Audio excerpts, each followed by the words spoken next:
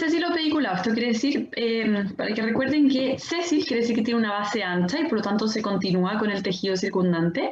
Y pediculado quiere decir que tiene un tallo o un pedículo. Cualquiera de las dos presentaciones puede ocurrir, es más frecuente que sea sésil. ¿De acuerdo? Que se continúe suavemente con el tejido que lo circunda. El pedículo es más frecuente de los granulomas piogénicos. Buena pregunta, es un indicador clínico que me indica benignidad casi siempre el pedículo, casi siempre. Bien, veamos ahora desórdenes orales potencialmente malignos. Vamos a hablar de aquellas lesiones que preceden al cáncer oral. Me imagino que todos recuerdan leucoplasia y eritroplasia. Hay todavía alguna discusión en torno al líquen plano y tenemos también la quilitis actínica que me comentaban ayer, que la ven parece bastante, sobre todo los trabajadores del campo. Bueno, ¿de qué hablamos cuando hablamos de desórdenes orales potencialmente malignos? Hablamos de las lesiones que son precancerosas. Así lo van a encontrar en alguna literatura más antigua. También pueden leer el término lesiones premalignas. Y más nuevo, pueden leer el término lesiones epiteliales orales potencialmente premalignas. Básicamente lo mismo. Y se refiere a aquel tejido morfológicamente alterado, en el cual es más probable que se desarrolle cáncer en contrapartida con el tejido normal.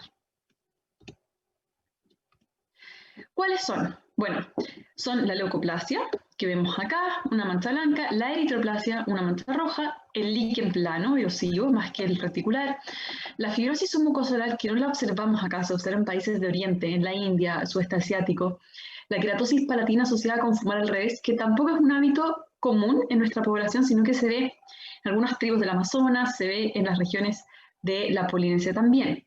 La quilitis actínica, que sí la observamos acá, el lupus discoide eritematoso, la desqueratosis congénita y la epidermolis pulosa, que están asociadas a enfermedades genéticas y son raras, ¿de acuerdo?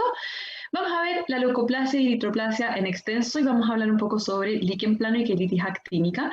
Las otras no las vamos a ver porque no las vemos acá.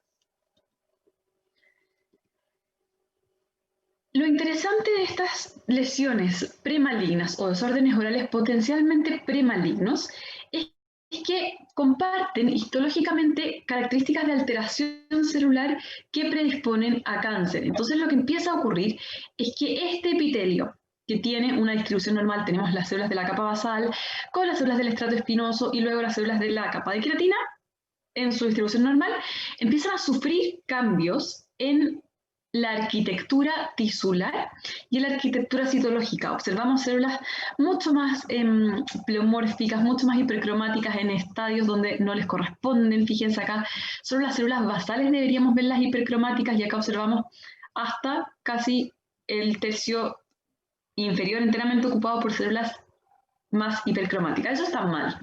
También acá observamos el epitelio adelgazado en esta zona, observamos queratinización en estratos anormales, etc. Cambios histológicos que comparten estas lesiones que clínicamente son diferentes.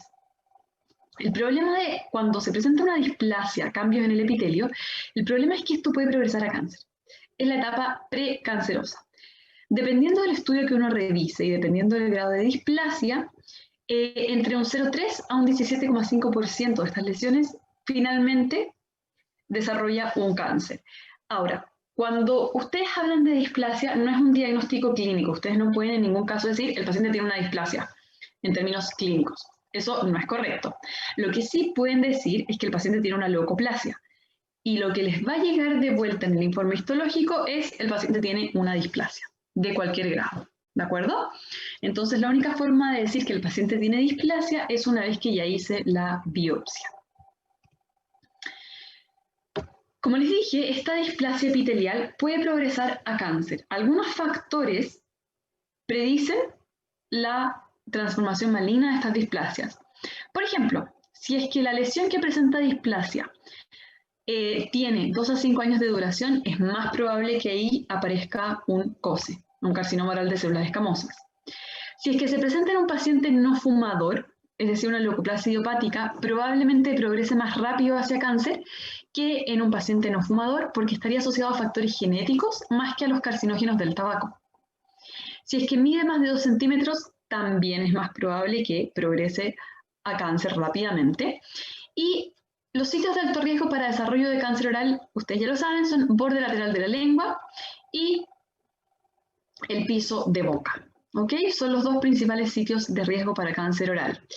Si además ustedes ven que la lesión, la leucoplasia o la eritroplasia, tienen una apariencia clínica no homogénea, es mucho más probable también que desarrolle cáncer en el tiempo esa lesión.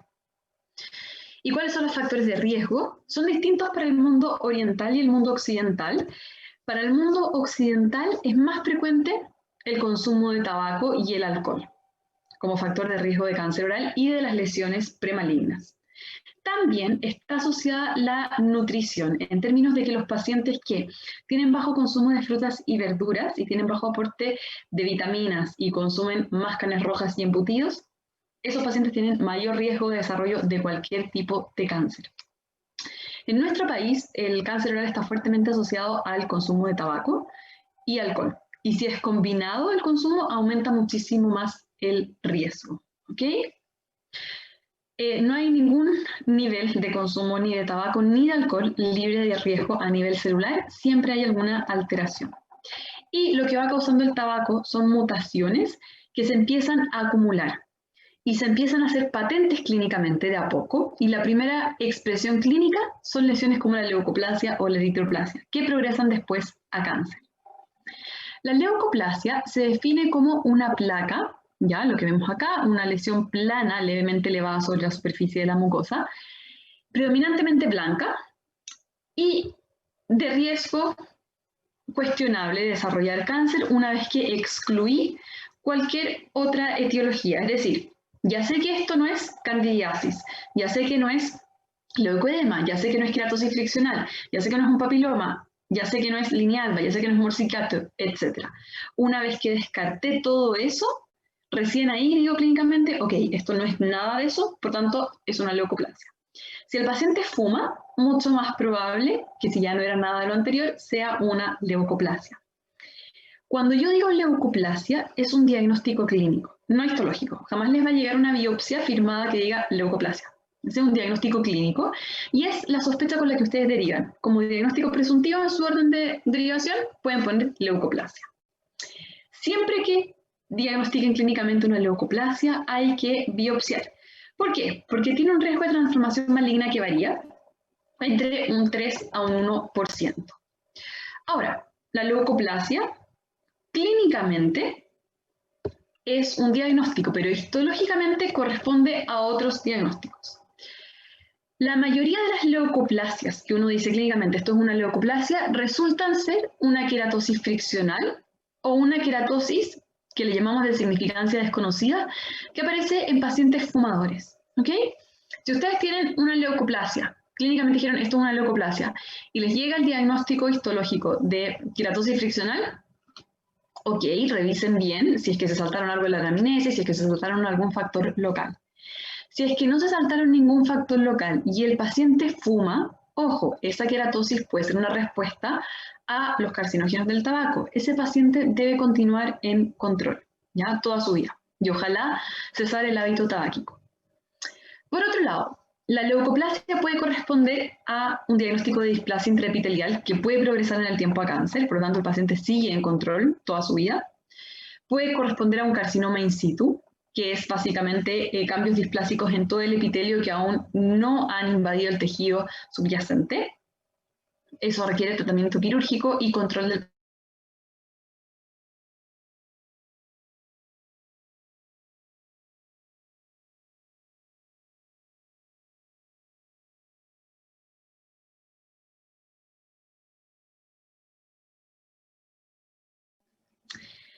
¿Cuál es el aspecto clínico? ¿No se escucha? No, no se escuchaba. A mí sí. Perdón, se quedó pegado. ¿Dónde me quedé pegado? ¿Qué fue lo último que escucharon? Carcinoma in situ. Carcinoma in situ, perfecto.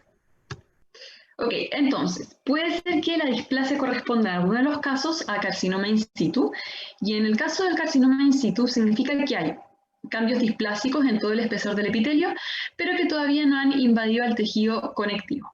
Cuando ya estoy en carcinoma invasor, que es la minoría de los casos de leucoplasia, significa que el paciente ya tiene cáncer y hay que hacer el tratamiento en base al estadiaje del cáncer, que eso se hace con el estadiaje TNM de los tumores. Clínicamente, la leucoplasia puede tener dos aspectos. Puede ser homogénea o no homogénea. ¿Por qué es importante esto? Porque la no homogénea tiene mayor riesgo de transformación maligna, ¿de acuerdo? Eso es importante. No homogénea, mayor riesgo de transformación maligna. Y la homogénea es una placa blanca que es predominantemente blanca y de superficie lisa, como observan acá, ¿de acuerdo? Es uniforme en todo el color en su extensión, puede presentar estas zonas con algunas fisuras, y lo más importante es esto que se los voy a mostrar en la foto que sigue, los límites definidos. Cuando ustedes vean una leucoplasia homogénea, el riesgo de transformación maligna es menor que una leucoplasia no homogénea. Sin embargo, el riesgo de transformación maligna existe. Ojo con eso. ¿Ya? Para decir que estoy frente a una leucoplasia, ya tengo que haber descartado cualquiera de los otros factores locales o cualquier otro diagnóstico que yo haya sospechado. Frente a esta lesión blanca, ¿qué es lo primero que tienen que hacer en el paciente? Que lo habíamos conversado antes. Verificar raspado. Perfecto, ver si se desprende el raspado, súper importante. Bien. Segundo, si no se desprende el raspado, ¿qué tengo que hacer con la mucosa? ¿Estirarla? No. Estirarla. Perfecto, súper bien. Si desaparece, leucoedema. Si no desaparece, empezamos a pensar en otras cosas. Si es una lesión blanca, homogénea, lo más probable es que sea queratosis friccional.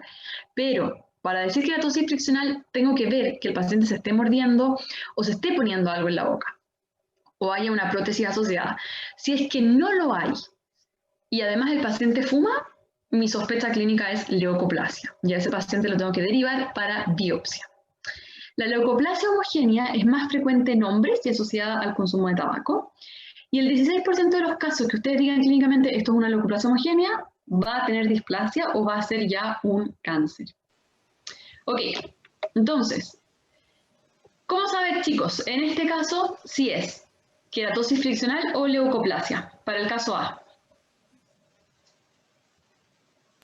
Consultar al paciente el uso de prótesis. Bien. Si es que existe algún otro tipo de factor irritante. Si es que Bien. el tiempo que lleva de evolución. Perfecto, el tiempo que lleva de evolución. ¿Podría estar asociado a algún factor? Porque si dicen, no, lo tengo hace 3 meses, igual que mi prótesis, bueno, pensemos quizás que hay algo relacionado, ¿ok? Pero fíjense en algo. Fíjense en la zona. Difícil que esté asociado a algún factor local en esta zona. Está incluso en cara ventral de la lengua, por acá un poco cara lateral y el resto es cara ventral. Recuerden siempre la importancia de hacer un examen clínico acucioso, revisar todas las mucosas, desplazar la lengua con una gasa como está acá. ¿Por qué? Porque si no desplaza la lengua y el paciente no le piden movilizar la lengua, revisar el piso de boca, esta lesión se la van a saltar. ¿Ya?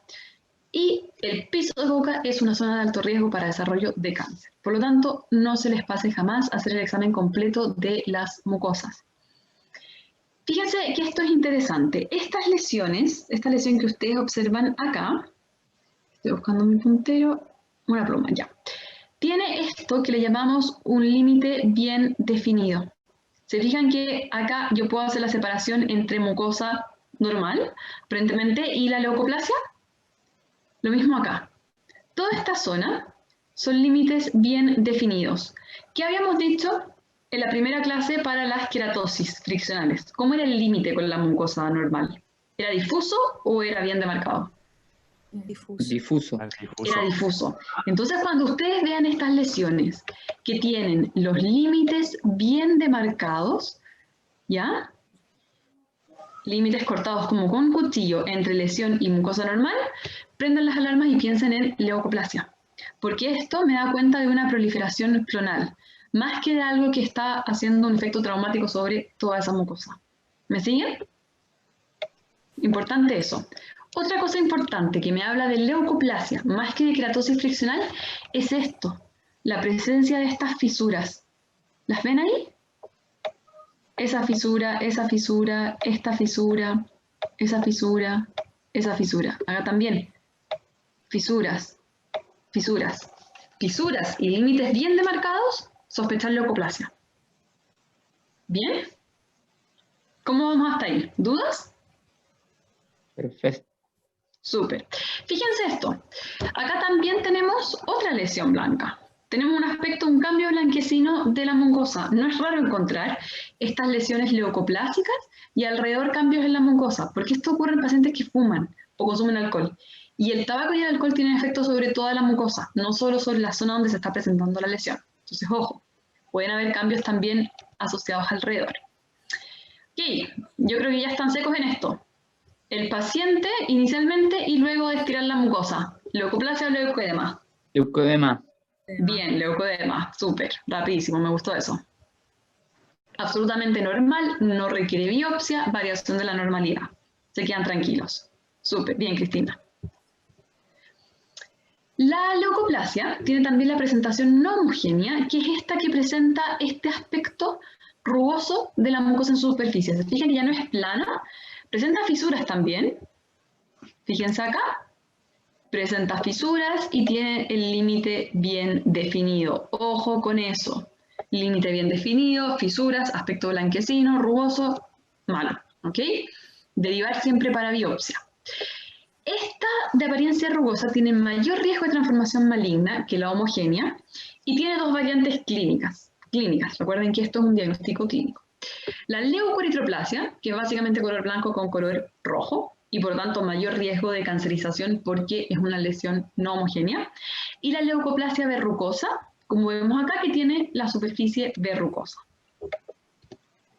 Fíjense en esto. Esta es la leucoeritroplasia que comparte estas zonas eritematosas atróficas del epitelio, con incluso zonas nodulares y zonas de leucoplasia como una mancha blanca. ¿Ok? Esto es importante, esta lesión es absolutamente sospechosa de malignidad. ¿Y dónde creen ustedes que va a estar el carcinoma, si es que hubiese un carcinoma acá? ¿En esta zona más blanca, en esta zona menos blanca o en la zona roja? ¿Qué piensan ustedes? La zona roja. Perfecto, sí, en la zona roja es más probable que encuentren el carcinoma in situ o el cáncer ya en etapa invasora, ¿de acuerdo? Entonces, si ustedes ven una lesión blanca con roja, alarmas, ojo, derivar para biopsia. Y acá lo que se hace es tomar biopsia de más de un sitio, porque acá puedo tener solamente una hiperkeratosis, acá puedo tener una displasia leve moderada y acá puedo tener el carcinoma in situ. Pero necesito un mapa de la lesión y normalmente se toman más de 3 biopsias o 3 biopsias de una sola lesión de estas características. Y la leucoplasia verrucosa, fíjense esto, tiene este aspecto verrucoso superficial, las fisuras. Acá, fisuras y todavía tengo los límites bien definidos. Eso me orienta a que no se trata de una queratosis friccional, ¿ok? El paciente puede ser portador de prótesis, puede estar desajustada, pero si ustedes ven que la lesión blanquecina en relación a la base protésica tiene fisuras, tiene una superficie rugosa, ustedes ven que es bastante extensa y además tiene los límites definidos, biopsiar, ¿ok? Es mejor biopsiar una queratosis friccional a no biopsiarlo. Y al menos así nos quedamos tranquilos de que es solamente una queratosis friccional. Pero si tiene esas características de fisuras, de límite bien definido y de superficie verrucosa, lo más probable es que no sea una queratosis friccional, sino que estemos frente a una leucoplasia no homogénea, que histológicamente puede presentar algún grado de displasia. Y otro tipo de leucoplasia es la leucoplasia verrucosa proliferativa, que no es lo mismo que leucoplasia verrucosa. Y esto es uno de los tantos nombres que tienen los patólogos para confundir a la gente. La leucoplasia verrucosa es una leucoplasia no homogénea y la leucoplasia verrucosa proliferativa es otro tipo de leucoplasia. También le llaman a algunos libros leucoplasia proliferativa solamente y eso confunde evidentemente menos. Esta es más frecuente en mujeres, se presenta en encías y tiene menor asociación con tabaco. Lamentablemente, entre un 6 a 100% de los casos de estas lesiones desarrollan finalmente cáncer, ¿ya? Es multifocal, aparece en varios sitios, se extiende rápidamente y a pesar de que uno haga la remoción quirúrgica de estas lesiones, vuelven a aparecer. ¿Qué tengo acá? ¿Qué son todas estas cosas que ustedes ven acá? ¿Cómo le llamamos a esto? Que les tiene que llamar la atención. Fisura. Fisuras, perfecto. Esas fisuras tienen que llamar la atención. Fíjense que acá tengo igual un límite definido, a pesar de que incluso se junta un poquito, pero tengo todavía el límite definido. Acá también. Y se fijan, está proliferando sobre esta encía. ¿Okay? ¿Podrían pensar en queratosis friccional? No. Límite definido, gran extensión, probablemente no esté relacionado con las zonas de apoyo protésico y las fisuras. Eso es súper importante. Tengo un paciente que hay que derivar rápidamente para biopsia. Puede presentar esta leucoplasia verrucosa proliferativa algunas zonas eritematosas y en ese caso le llamamos eritroleucoplasia. Ahora, chicos, díganme ustedes, para el caso A, ¿queratosis friccional o una leucoplasia, eritroleucoplasia en este caso? Leucoplasia.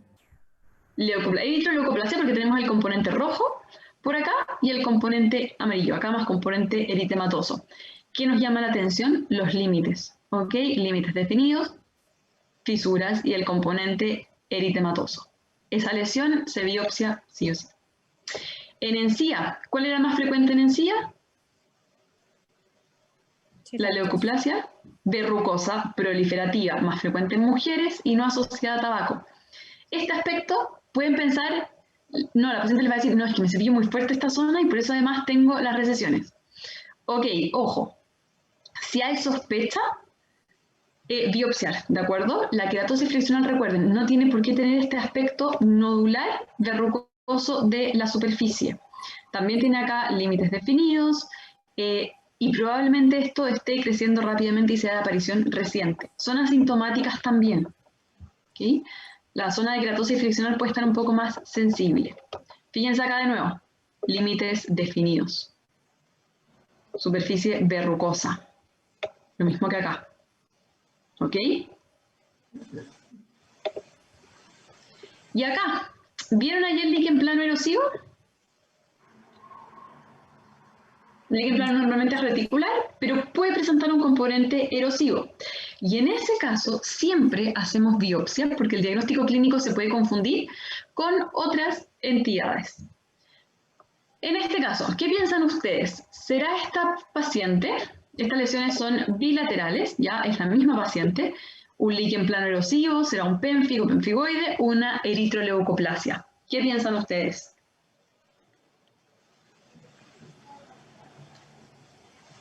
¿Se puede saber clínicamente?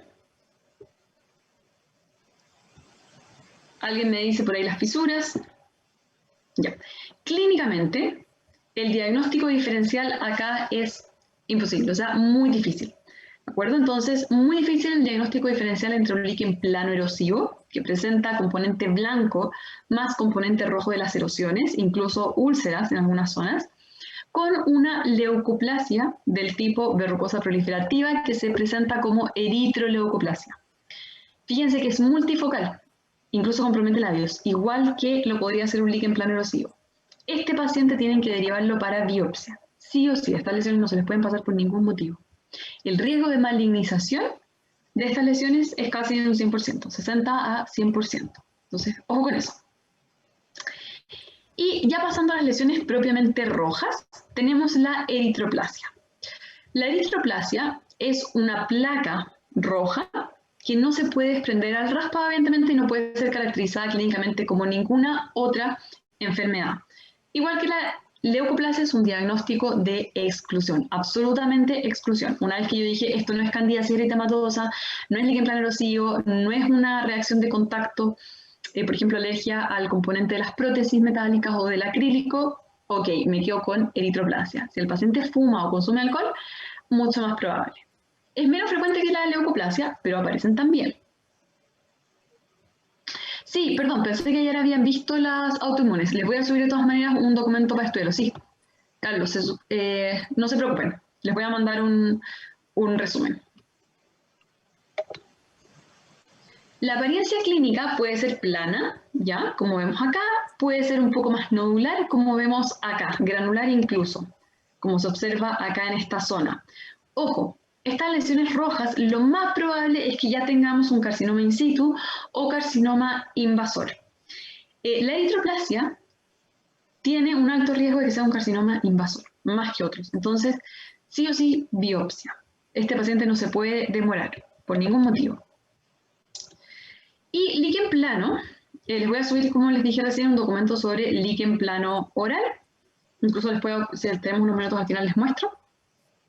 Líquen plano erosivo, fíjense acá, tengo el componente reticular clásico del líquen plano, esas estrías blanquecinas que se entrecruzan, y tengo un componente erosivo. ¿Puedo confundirlo con una reacción liquenoide? Absolutamente, porque además tengo amalgamas en la zona. Pero puede ser también un líquen plano erosivo. La única forma de saberlo es biopsia. Entonces, estas lesiones, por mucho que ustedes digan, esto es una reacción liquenoide, tengo que derivarlo para biopsia. ¿Por qué? Porque si se trata de un líquen plano erosivo, se ha descrito en algunas revisiones sistemáticas algún riesgo de malignización del líquen plano erosivo, asociado probablemente con los procesos de inflamación crónica. A pesar de que muchos de estos estudios que se recopilan en las revisiones sistemáticas no tienen el diagnóstico inicial, entonces quizás eran los que les mostré antes. Era en verdad una eritroleucoplasia, que se diagnosticó clínicamente como un líquen plano erosivo, pero no lo era, y por lo tanto se reportó que se malignizó. Pero la conducta que recomienda la OMS es siempre biopsiar el líquen plano erosivo por el riesgo que se ha descrito de malignización. ¿De acuerdo? Aunque sospechen que es una reacción liquenoide, no importa. Deriven a patología oral para biopsia de esa lesión. La queilitis actínica, por último, no es intraoral, sino que aparece en los labios, pero también está considerada entre los desórdenes orales potencialmente malignos.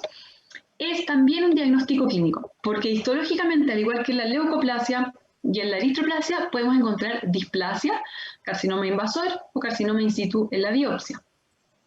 Es una condición inflamatoria del labio en la que empiezan a haber cambios asociados a los daños por rayos ultravioletas, más frecuente en trabajadores portuarios, también en trabajadores agrícolas que no tienen protección solar, más frecuente en labio inferior, ¿ya?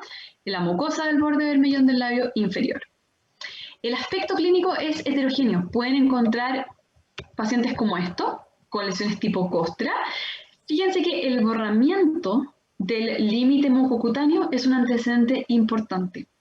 Pacientes que tienen esfumamiento, como acá, del límite mucocutáneo, son pacientes de los que tienen que sospechar de queilitis actínica y esos pacientes vale la pena tomarles una biopsia, ¿de acuerdo? Deben ser derivados para biopsia. Puede ser que el paciente presente dolor, puede ser que si tiene úlceras incluso tengan hemorragia espontánea, y si ya hay úlceras estamos pensando más en carcinoma que en solamente una queilitis actínica asociada a displasia. Requiere biopsia sí o sí. Y fíjense acá, la presentación heterogénea. Esfumamiento del borde vermellón, también algo de aumento de volumen. En este caso, lesiones costrosas, erosiones, esfumamiento del límite mucocutáneo. Por acá tenemos ya también esfumamiento del límite mucocutáneo y úlceras con presencia de costras. Acá es mucho más probable que yo me encuentre un carcinoma que acá, ¿de acuerdo? Acá es más probable que me encuentre una displasia en la histología y acá un carcinoma. Fíjense de nuevo acá, fototipo claro, también más frecuente en fototipo claros, también tiene probablemente daño asociado a la exposición solar. En el resto de la piel, esfumamiento del límite mucocutáneo. Y acá tenemos descamación crónica, que también está asociada a esta queilitis actínica, y acá tenemos incluso la presencia de placas blancas, ¿ok? Eso es total señal de alarma y zonas de erosión. Más el esfumamiento del límite mucocutáneo, esa es la clave. Esfumamiento del límite mucocutáneo, ojo, ya, derivar para biopsia, y las úlceras ya piensen en un carcinoma de labio. Doctora, Sí, adelante. esas úlceras en esos cuadros son totalmente asintomáticas, ¿verdad? Puede ser que sí, puede ser que el paciente también presente sintomatología. Normalmente se habla de que las úlceras de cáncer no duelen, ¿ya? Asociadas a cavidad oral, en labio o en lengua, pero ojo, si ya hay invasión perineural, esa úlcera va a ser dolorosa. Depende entonces del estadio en la que esté el carcinoma. ¿Se entiende? Pero inicialmente lo más probable es que sea asintomática y que además el paciente le diga, no, si eso lo tengo ya hace años y no se me va. Señores, esto hay que biopsiarlo sí o sí. O sea, ayer. ¿Ya? Bueno, en términos del manejo que ustedes deben tener con estas lesiones, En el caso de una placa blanca en mucosa oral que no se desprende al raspado, verificar si hay factor local asociado. Si es que no hay factor local asociado, pensemos y descartaron cualquier otra cosa, descartaron leucodema, descartaron líquen plano, etc. Pensar en que el diagnóstico clínico es una leucoplasia y derivar para biopsia. Si es que hay un factor asociado, trauma local o irritante local distinto del tabaco, se puede retirar el factor causal y controlar a los 7-14 días. En 14 días el aspecto de la mucosa debería estar mejor. Ojo chicos, para controlar lo que tienen que hacer es, además de llenar toda su ficha clínica, sacar una foto para poder comparar, ¿de acuerdo? Y siempre con la mucosa seca. Sequen con una gasa esa zona y tomen la foto. Y luego a la semana controlan con foto y a los 14 días controlan con foto y comparan. Si es que no hay ningún cambio, derivar a patología oral para biopsiar o valorar esa lesión. Por otro lado, si es que tenemos una placa roja en la mucosa, verificar si hay factor asociado. Si es que el paciente es portador de prótesis y la lesión está bajo la prótesis, pensemos en una estomatitis subprotésica, que puede ser por trauma, por cándida o por alergia al material de la prótesis. ¿Ya? Pacientes que son atópicos pueden tener alergia al metal de las prótesis. Es frecuente. Normalmente les arde. Ustedes le preguntan, ¿usted usa joyas de fantasía normalmente? No, no puedo usar porque me dan alergia. Ok. Lo más probable es que tenga alergia también. Se debería patología oral para valorar si es que se trata con corticoides o se cambia la prótesis. Puede ser que si tenemos una estomatitis subprotésica también está asociada a infección por cándida, una estomatitis por cándida. Y en este caso el tratamiento es con nistatina, puede ser nistatina en gotas, puede ser con el Dactarin gel. Y ojalá recambiar la prótesis, si no, bueno, usar acondicionador de tejidos para ajustar bien la prótesis, indicar al paciente medidas de higiene oral y de la prótesis. Y si es que no hay mejoría tras 14 días de haber instaurado esos cambios del tratamiento con nistatina, derivar a patología oral para valorar esas lesiones. Por otro lado, si es que no hay factor local asociado, el diagnóstico clínico sería eritroplasia. Es el diagnóstico clínico de exclusión. En ese caso, derivar para biopsia. ¿Ok? ¿Cómo vamos hasta ahí? ¿Dudas? Bien por acá. Súper. Les voy a cargar brevemente un PowerPoint de líquen plano. Mientras tanto, si hay preguntas las pueden hacer o pueden ir escribiendo en el chat para discutir brevemente sobre líquen plano. Y en el caso, y se los voy a subir también al chat. Y vamos a hacer después un recreo y continuamos con cáncer oral y sería todo por hoy. Yo sé que ha sido intenso, pero recuerden que cuentan con nosotros durante toda la semana para resolver las dudas en el foro. No hay ningún problema con que pregunten todo lo que quieran.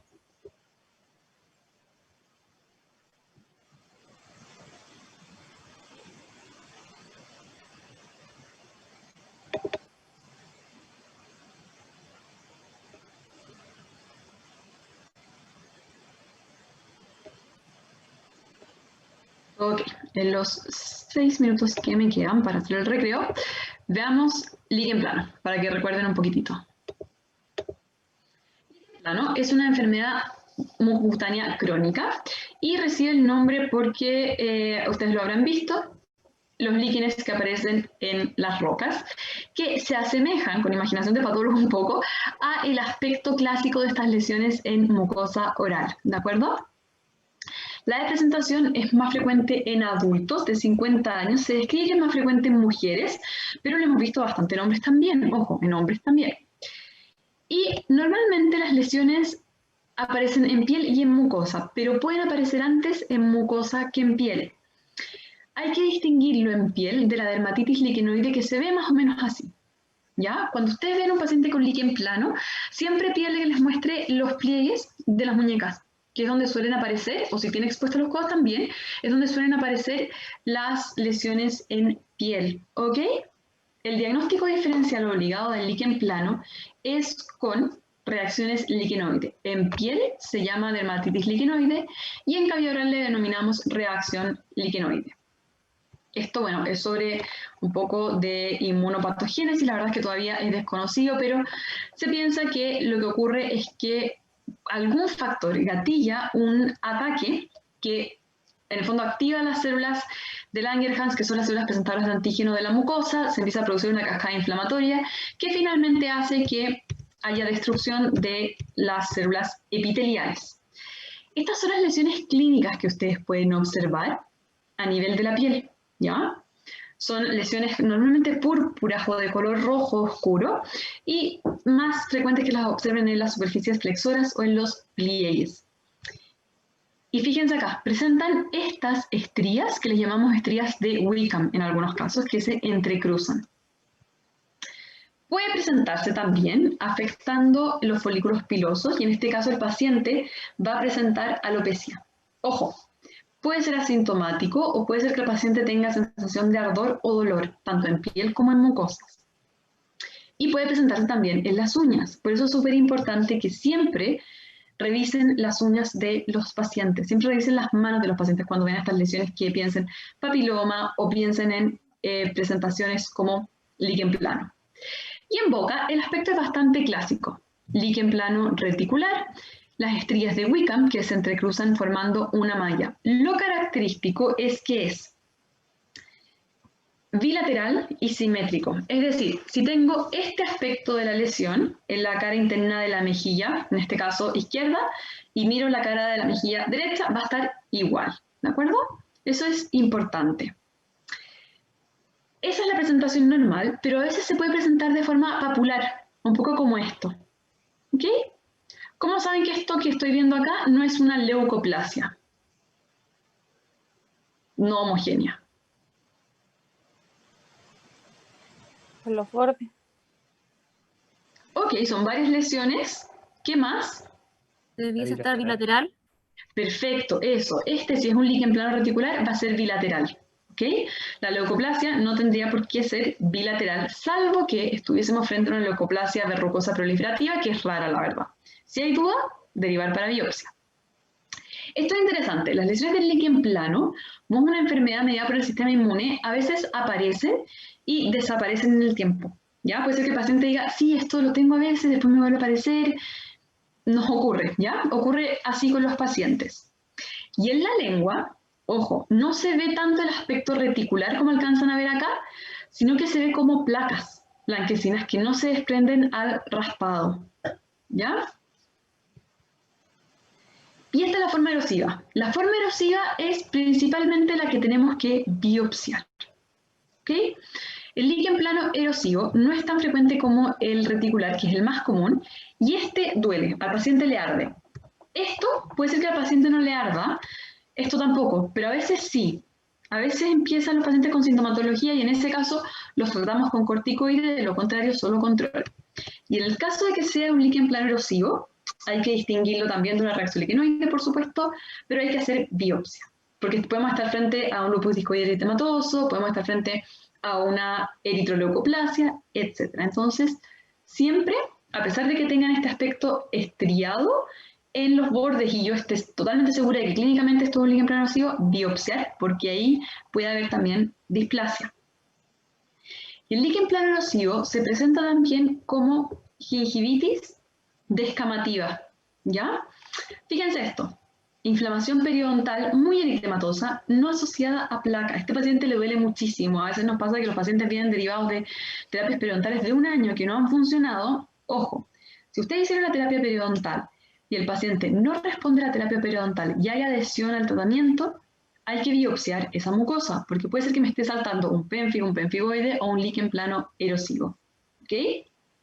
Entonces, estas lesiones siempre biopsiar, porque pénfigo, pemfigoide se pueden presentar de la misma forma y la única manera de saber si esto es un líquen plano erosivo, un pénfigo, un pemfigoide u otro es biopsiar.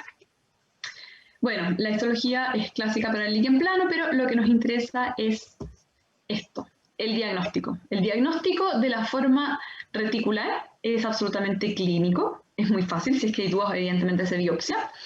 Y el erosivo requiere biopsia siempre, ¿ok? Siempre, siempre, siempre biopsiar las lesiones erosivas para descartar que se trate de una neoplasia maligna. ¿Dudas hasta ahí, chicos?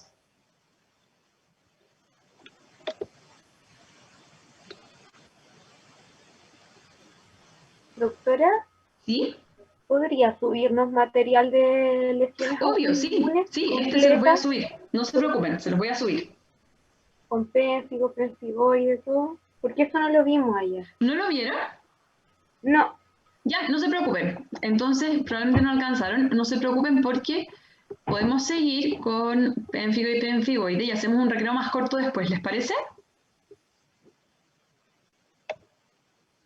A cambio de eso.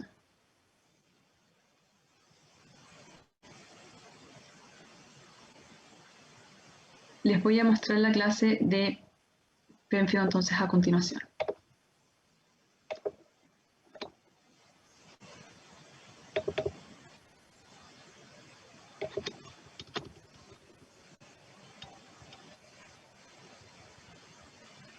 Bien.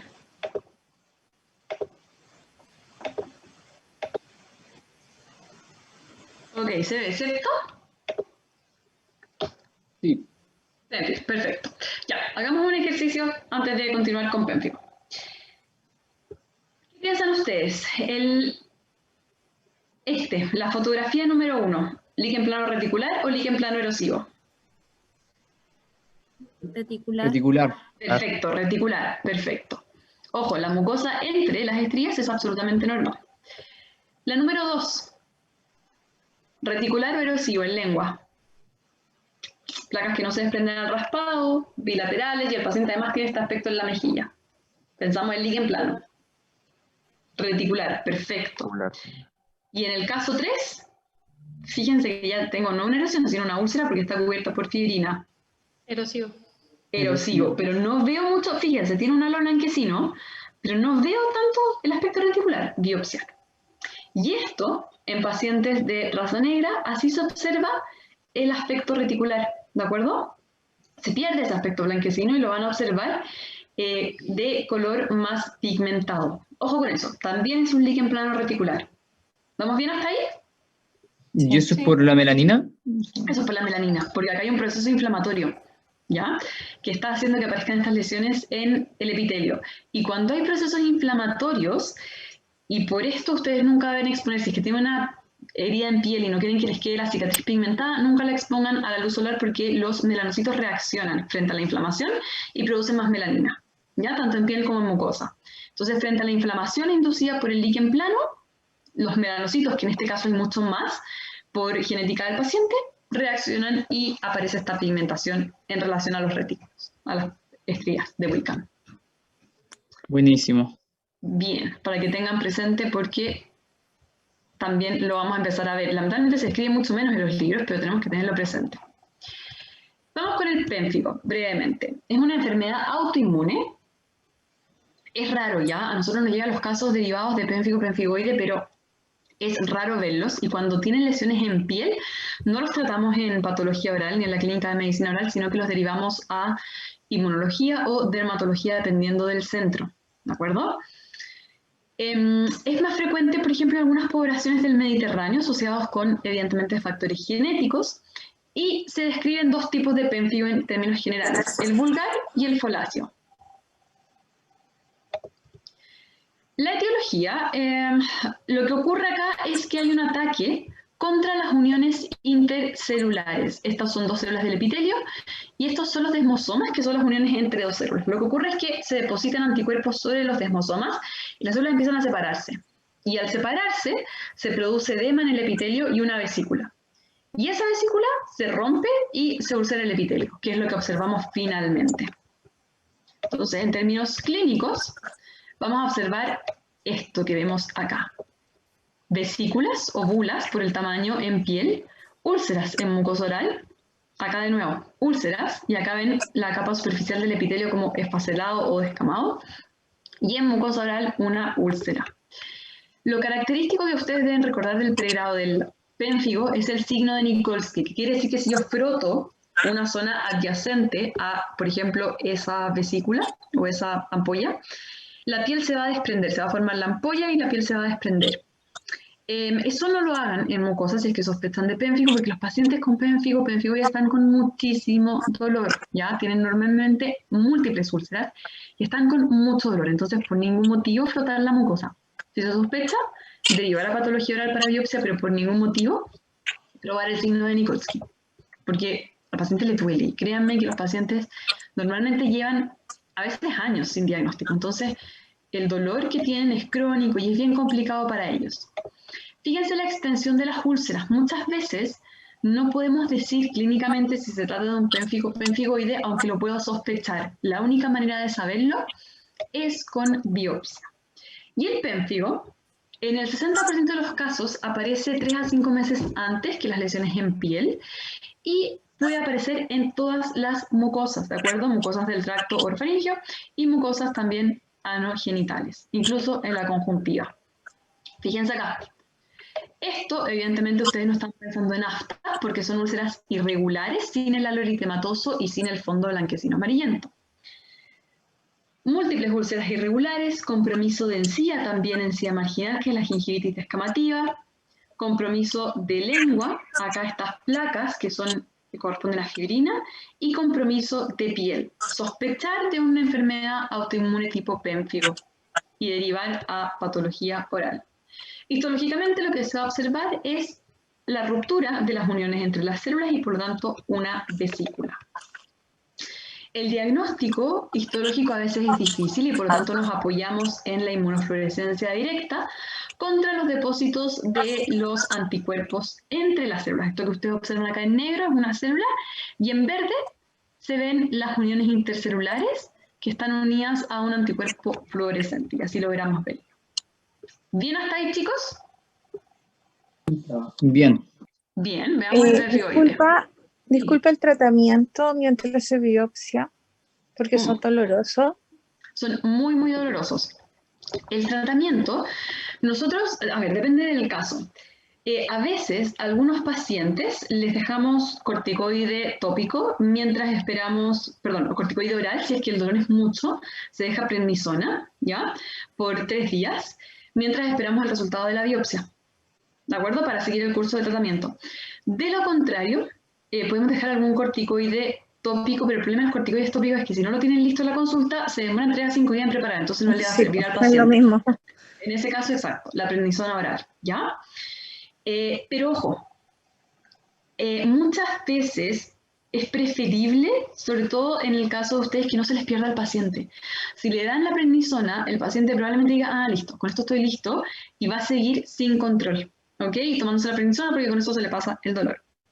Ese paciente, para recetar un corticoide, nosotros lo que hacemos es pedirle, porque estos corticoides se dan por largo plazo, perfil hepático, pedirle la glicemia, pedirle un hemograma completo, perfil bioquímico y los niveles de cortisol, ¿de acuerdo? Y esos los vamos controlando al inicio del tratamiento, al mes de tratamiento y al término del tratamiento.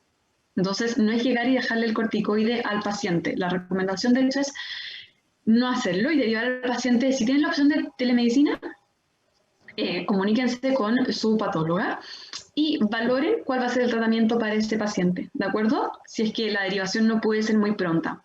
Y si la derivación puede ser pronta, ok, que el paciente vaya al tratamiento, pero nosotros no empezamos el tratamiento, salvo casos súper específicos, si no tenemos todos los exámenes de sangre del paciente. ¿Ok? Ok, gracias. Y muy importante, si el paciente está con mucho dolor y úlceras mucocutáneas, hay que derivarlo a servicio de urgencia. ¿Por qué? Porque estas úlceras mucocutáneas pueden generar una deshidratación, que es la misma explicación de por qué los grandes quemados tienen una alta mortalidad, ¿ya? Porque la extensión de las úlceras hace que se deshidraten y eso condiciona la aparición de un shock hipovolémico y por lo tanto el paciente entra en riesgo vital. Lo mismo para estos pacientes, ¿ya? Entonces, si el paciente tiene úlceras mucocutáneas extensas, más compromiso de estado general o signos de deshidratación o tienen compromiso de estado de conciencia, inmediatamente tiene que irse a un centro hospitalario para compensar a ese paciente. Y ahí lo que se hace es pasarle corticoides endovenosos, no es corticoide vía oral. ¿Bien? Ahora, pemfigoide es también una enfermedad autoinmune, puede aparecer en piel, pero lo más frecuente que vemos nosotros es el pemfigoide que se llama de las membranas mucosas, que afecta predominantemente mucosas. Si ustedes se fijan acá, difícil decir con esas lesiones si es pénfigo o pemfigoide. La única forma es la biopsia. Este aparece también más preferente en mujeres, raro en niños, pero puede ocurrir. Y la media de presentación es 55, 60 años. Fíjense acá, esto es rarísimo de ver, es una bula que aparece en cavidad oral. Normalmente se ulceran rápidamente y lo que vemos es esto, úlceras de gran extensión. La etiología es similar a la del pénfigo, pero lo que ocurre acá es que en vez de haber ruptura de las uniones entre células, ocurre ruptura entre las uniones entre la célula del epitelio y la membrana basal. Por lo tanto, la vesícula que ocurre es un poco más baja en el epitelio. Entonces vamos a ver que acá ocurren vesículas subepiteliales que se ulceran rápidamente y dependiendo del momento en que observemos, podemos observar estas úlceras, ¿ya? Acá tenemos una vesícula, las úlceras o úlceras más extendidas como en esta zona. Acá, jamás pensar con estas úlceras, con este eritema en enfermedad periodontal. Siempre pensar líquen planero-erosivo, pénfigo, pemfigoide y derivar para biopsia. Ojo, si sospechan de pemfigoide, fijarse también en los ojos del paciente. Normalmente los pacientes tienen estas lesiones también oculares, que les llamamos entropion, cuando hay una inversión hacia dentro de los párpados, y simblefaron cuando hay adhesión entre el párpado y la conjuntiva. Lo que ocurre acá es que esto es secundario a las úlceras que tuvo el paciente. Esto cicatrizó y quedó así, ¿de acuerdo? Entonces, estos pacientes tienen cuadros también de avance de la enfermedad y a veces de remisión de la enfermedad. Y estas dos, el entropion y el simblefaron, estas consecuencias clínicas son consecuencias del proceso de reparación de esas úlceras. En el fondo, acá ustedes tenían una úlcera en el párpado y una úlcera en la conjuntiva y eso se adhirió y cicatrizó así. Bien, presentación clínica, indistinguible de un pénfigo, solo que pensando en el pemfigoide de las membranas mucosas, no van a encontrar compromiso de piel, pero eso podría también no ocurrir en el pénfigo. Gingivitis descamativa, no asociada a placa bacteriana, ojo, biopsiar, esto normalmente es de larga data. Úlceras extendidas, no estamos pensando acá en ninguna afta de ningún tipo, presencia de vesículas, y acá fíjense, esto es lo que yo les decía que nunca hay que hacer, levantar las vesículas, ¿ya? Acá esto es básicamente el signo de Nikolsky, que ustedes al frotar generan una vesícula y pueden erosionar esa vesícula. No lo hagan porque el paciente está con muchísimo dolor. ¿Qué vamos a ver? En la histología una vesícula subepitelial, pero muchas veces eso no es suficiente, porque a veces la muestra tampoco es suficiente para llegar a un diagnóstico. Y en ese caso lo que vemos es que los anticuerpos, si hacemos una inmunofluorescencia directa para apoyar el diagnóstico, se depositan en torno a la membrana basal del epitelio y no entre las uniones celulares como veíamos antes, que era como una malla de pescador. Y ya para ir terminando, el eritema multiforme lo pueden encontrar también ustedes. Y normalmente se da el eritema multiforme como una reacción... Perdón, ¿alguien tiene el micrófono abierto? ¿Se lo puede silenciar? Gracias. Es una condición mucocutánea que es una reacción del sistema inmune frente a algún agente etiológico que gatilla una reacción del sistema contra el epitelio. Puede ser, en la mayoría de los casos, una infección, como infección por el virus herpes simple, o a veces micoplasma pneumoniana, ¿ya? Pacientes que han estado hospitalizados. Otras causas son exposición a medicamentos, AINES o antibióticos. Se caracteriza por la aparición de estas lesiones tipo target en piel con centro eritematoso o centro blanquecino yalo eritematoso. Y en mucosa van a aparecer múltiples úlceras. No siempre están las lesiones tipo target en mucosa, aunque podrían observarse, pero la presentación es variable. Por eso se llama multiforme. Más frecuente en hombres jóvenes, entre 20 y 30 años. Y hay dos tipos de eritema.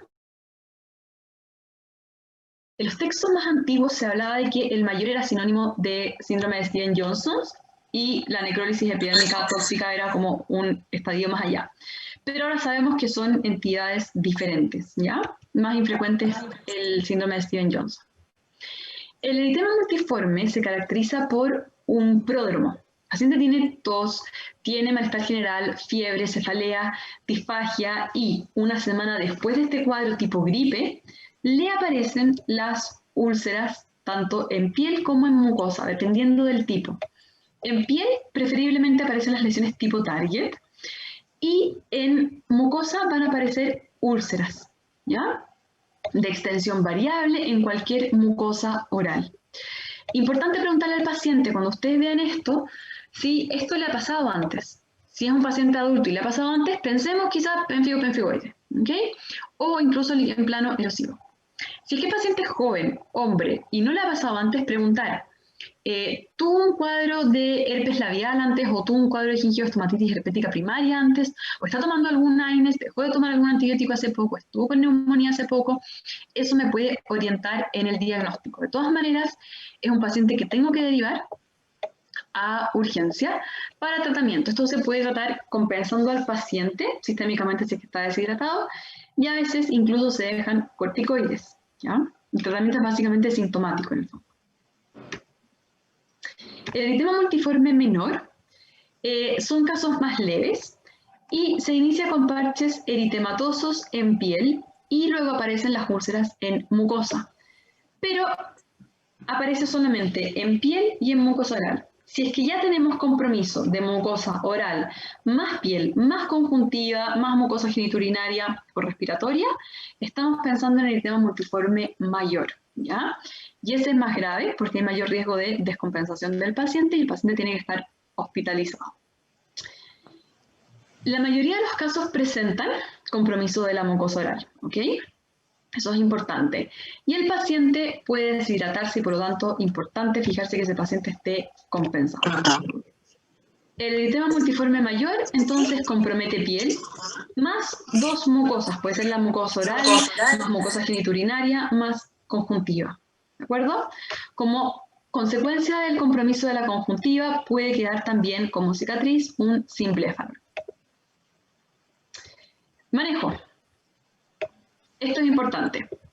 Cuando tengo úlceras en mucosa oral, tengo que fijarme si hay etiología local, ¿de acuerdo? Si es que hay trauma, que es la primera causa de úlceras. Si es que hay un trauma, el tratamiento es sintomático y remoción del factor local. Si es que pese a ello persiste a los 14 días, derivar a patología oral para biopsia de esa lesión. Si es que no hay etiología local, pensemos en un afta o en un herpes recurrente. Si es que es un afta, tratamiento es con betametazolam al 0,5%, control en 7 días, paciente tiene que estar mejor. Si es que es un herpes recurrente, el tratamiento es aciclovir o derivar a patología oral en el caso de que no estén seguros. Si es que tengo úlceras en mucosa oral más lesiones en piel o enfermedad sistémica del paciente, derivar a patología oral. Si es que tengo úlceras en mucosa oral y lesiones extensas en piel y signos de compromiso sistémico o de estado general, derivar al paciente a un servicio de urgencia. ¿Bien, chicos? ¿Dudas hasta ahí? ¿Todo bien? Súper, eso se lo voy a subir, no se preocupen. Hagamos un recreo, 5 minutos, para que se despejen y continuamos con cáncer y con eso terminamos, ¿bien? Súper.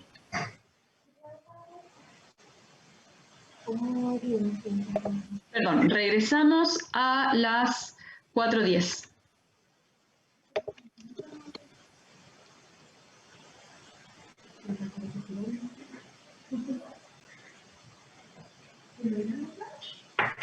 Sí, tenía borra que